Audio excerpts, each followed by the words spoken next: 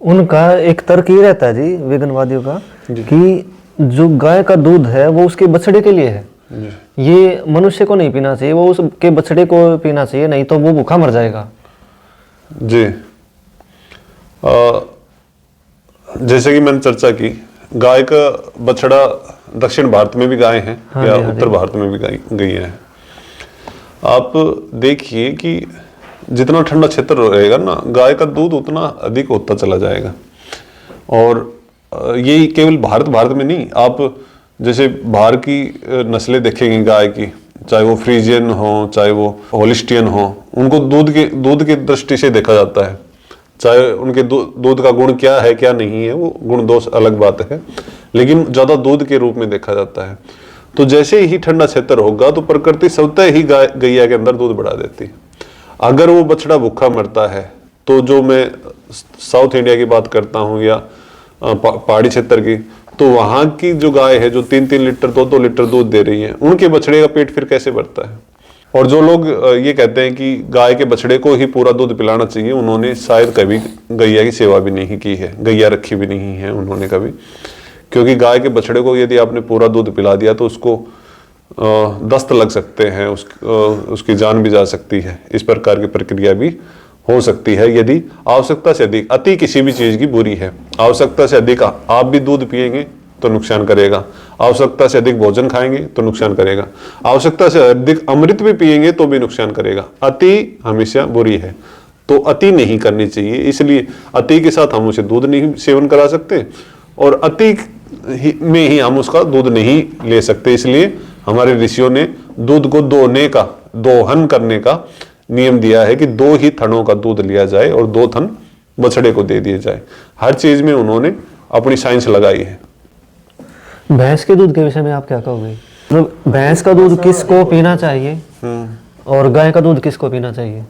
भैंस का दूध कितना अच्छा है पीने के लिए? क्या एक पहलवान इसको पी सकता है, या फिर क्या एक छात्र भैंस का दूध पी सकता है? किसके लिए ये उपयोगी है और किसके लिए निषिद्ध है? भैंस के दूध के गुण कैसे अलग हैं गाय के दूध से? और अष्टांग हृदय में तो ऊंटनी, गधी, सूरी, इन सब के दूध के गुणों का भी वर्णन कर रखा है। जी बिल्कुल उचित पूछा आपने जी। गधी के दूध का, ऊंटनी के दूध का, मतलब भेड़ के दूध का, भैंस के दूध का, गैया के दूध का अलग अलग वर्णन है। केवल दूध का नहीं, उनके मूत्र का, उनके गोबर का अलग अलग रोगों में निदान के रूप में भी क्षेत्र विशेष के अनुसार समझ करके उन्होंने इसे रचा है। जिस प्रकार यदि आप रेगिस्तानी क्षेत्र में जाएंगे तो वहां पर एक बैल उतना अच्छा कामयाब नहीं होगा जितना कि एक ऊंट, क्योंकि ऊंट के पैर की जो बनावट है वो रेगिस्तान रेतीले क्षेत्र के लिए विशेष गुणकारी। तो प्रकृति ने स्वतः ही उसमें उस चीज की समझ बना करके भेजी है कि व्यक्ति इसको आसानी से समझ सकता है। तो रेगिस्तानी क्षेत्र में ऊंटनी का दूध विशेष गुणकारी हो जाता है, और रेगिस्तानी क्षेत्र में शुगर वगैरह या लीवर से संबंधित रोग होने का, क्योंकि पित्त और वात का क्षेत्र है, तो वहां पर इस प्रकार के रोग होने का संभावना रहती है। तो वहां पर ऊंटनी का दूध गुणकारी हो जाता है। जहां तक सवाल है भैंस का, तो भैंस के दूध में वसा की मात्रा अधिक होने के कारण उसमें उसको जो है पहलवानों के लिए प्रयोग करने के लिए कहा गया है। लेकिन पहलवान में भी किस तरह का, जिस व्यक्ति को अपना वेट बढ़ाना हो, जिसको अपने शरीर का विकास करना हो, ऐसे व्यक्ति के लिए भैंस का दूध उचित है। लेकिन जिस पहलवान को अपने शरीर में साथ में फुर्ती भी चाहिए तो उसे गाय या बकरी का दूध विशेष गुणकारी है। अब बकरी के दूध पर जाएंगे तो वो केवल फुर्ती देगा, वो हल्का हो जाएगा बहुत। भैंस वाले पे जाएंगे तो वो बहुत अधिक भारी हो जाएगा। यदि मध्यम में आकर के हम दोनों चीज लेना चाहें तो वो गैया का दूध दोनों ही अवस्था में विशेष गुणकारी हो जाएगा। जहां तक छात्रों की बात है, छात्र को बुद्धिमत्ता से काम लेना होता है और बुद्धि का प्रयोग करना होता है, तो जैसा अन्न खाएगा वैसा मन होगा और वैसा ही तन होगा, वैसा ही प्रभाव आएगा।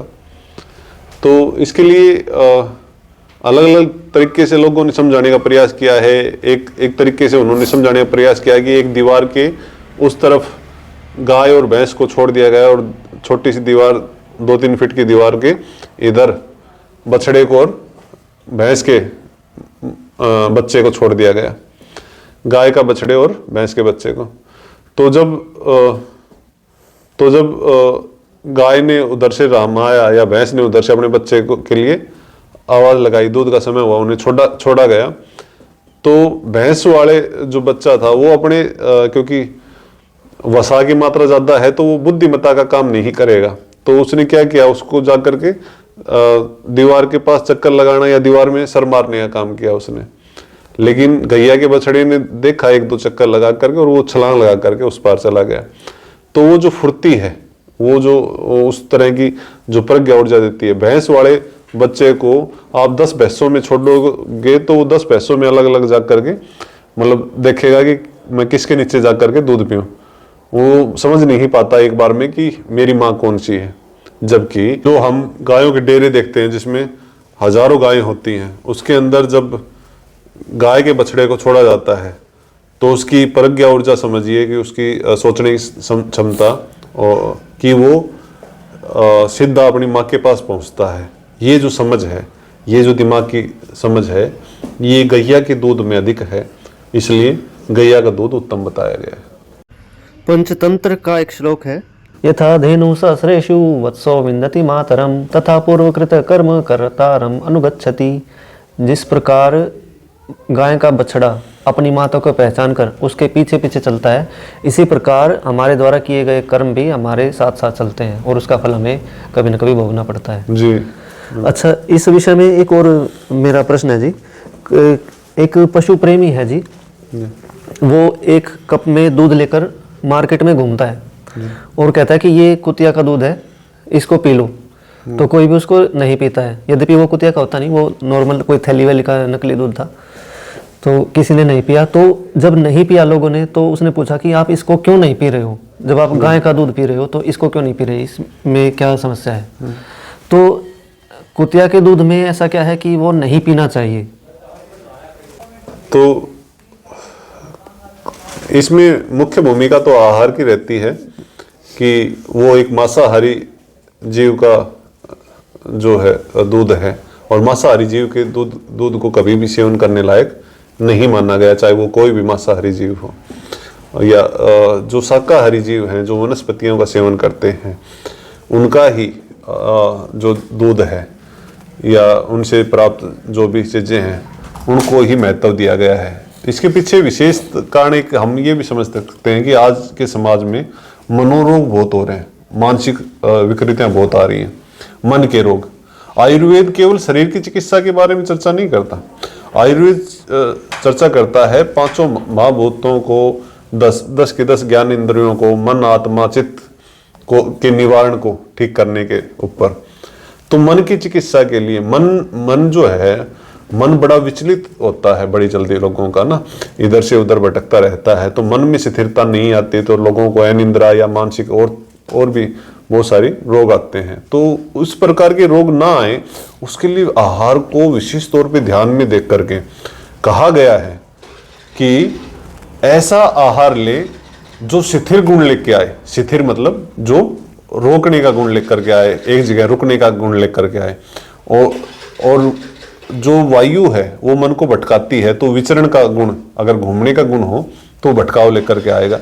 इसलिए हमारे आहार में शाकाहार को इसलिए महत्व दिया गया है कि शाकाहार में जो भी हम फसलें पैदा करते हैं वो शिथिरता के साथ खड़ी रहती हैं। वृक्षों से जो फल लेते हैं वो शिथिर खड़े रहते हैं।